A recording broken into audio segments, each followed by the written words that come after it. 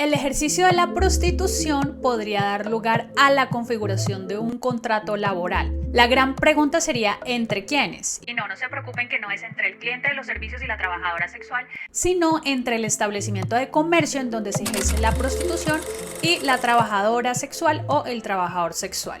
Esto puede parecer un poco raro, pero las trabajadoras sexuales merecen recibir la misma protección laboral que recibe cualquier otra persona que ejerce cualquier otro oficio.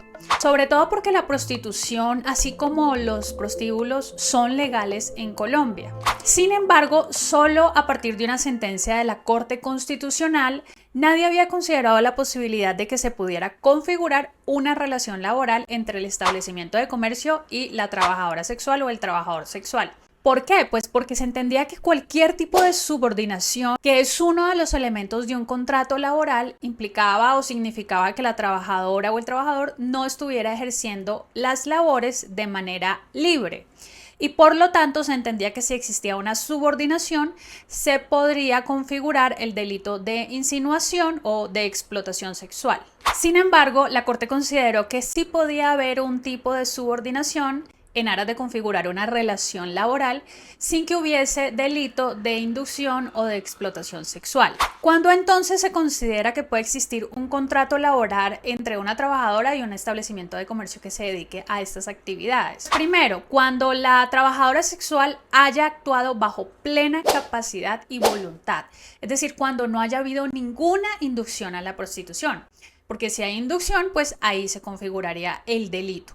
En otras palabras, a efectos de garantizar que la voluntad de la trabajadora haya sido libre, esta es la que tiene que ir a pedir trabajo al bar o al prostíbulo. Segundo, las prestaciones sexuales deben desarrollarse bajo condiciones de dignidad y libertad para la trabajadora o el trabajador sexual. Tercero, la subordinación debe ser limitada. De lo contrario, podría convertirse muy fácilmente en un delito de prostitución. Y cuarto, pues debe existir un pago y una remuneración previamente definida por las partes.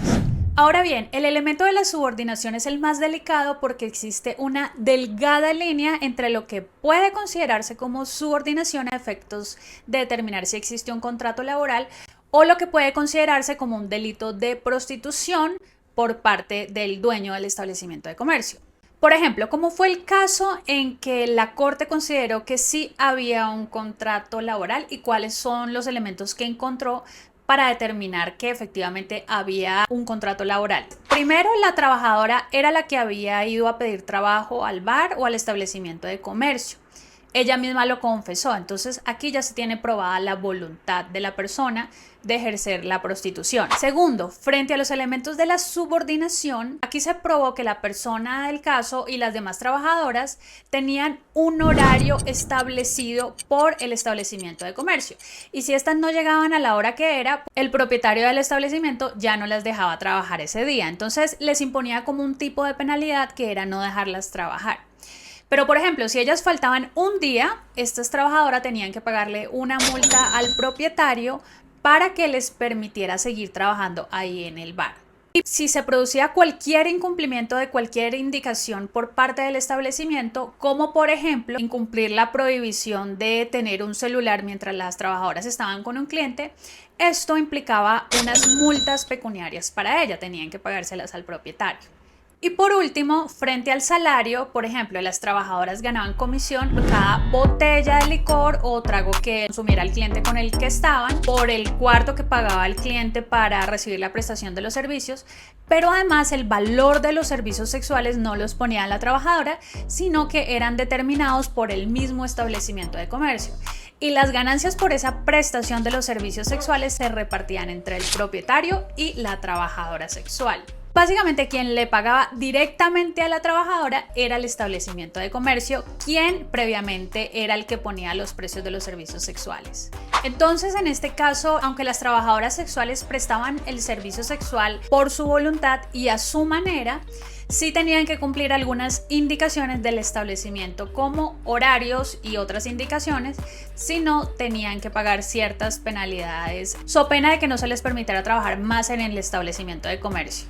Esta decisión de la Corte Constitucional ha sido cuestionada por muchos y avalada por otros. Los que cuestionan esta decisión afirman que el ejercicio de la prostitución no debería ser legal porque la voluntad del trabajador o de la trabajadora sexual nunca es completamente libre de vicios. Y los que aplauden esta decisión, aunque reconocen que este no es el oficio ideal para una persona, pues no habría ninguna justificación para que las trabajadoras y los trabajadores sexuales no reciban una protección laboral, cuando de hecho la prostitución en Colombia es legal.